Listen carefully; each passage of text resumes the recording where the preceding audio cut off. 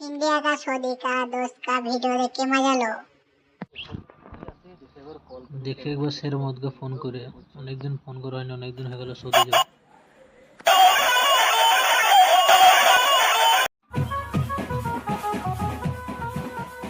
এই টাইম আমার ফোন কে করছে রে বোনা?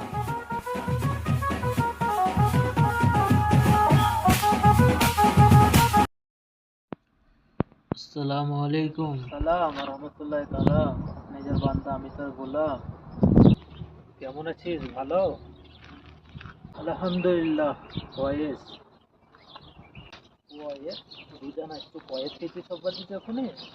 सब क्या देखना पड़ रहा আলহামদুলিল্লাহ है। কয়েস মানে হলো যে আমি ভালো আছি। ও আমি মনে করছিলাম তো রোজানা। হ্যাঁ তুই তো ওই ভাবতি। ও একবার মুড়ি খেলেছিলাম বলে সবসময় একই ভাবিস নাকি তুই? তোকে ওই ভাববো না কেন বলতো? তুই তো ছোট থেকেই তুই তো মাঠে যে মুড়ির বস্তা দিত মুড়ি খেতে, তোকে আমার চিনতে বাকি আছে? হ্যাঁ মাঠে তো একবারে মুড়ি খেয়েছিলাম, তোকে 120 বার বললি। দিয়ে বল গ্রামের খবর সব কিরকম এখন? গ্রামের সব ভালো খবর? হ্যাঁ গ্রামের খবরও ভালো, গ্রামের খবর এখন খারাপ হয়। এই তো ঘুরে বেড়াচ্ছি, কি করবো এখন? তাই বসে আছি, ভাবলাম তোকে একবার ফোন তো করি, কি করছিস?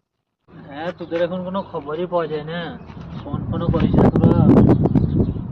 না বে এমন করে বলিস না, আমি ফোন করি না বলে তুইও তো করিস না ফোন। তা আমি তো করলাম আজকে ফোন, তারপর তো তুই তুললি।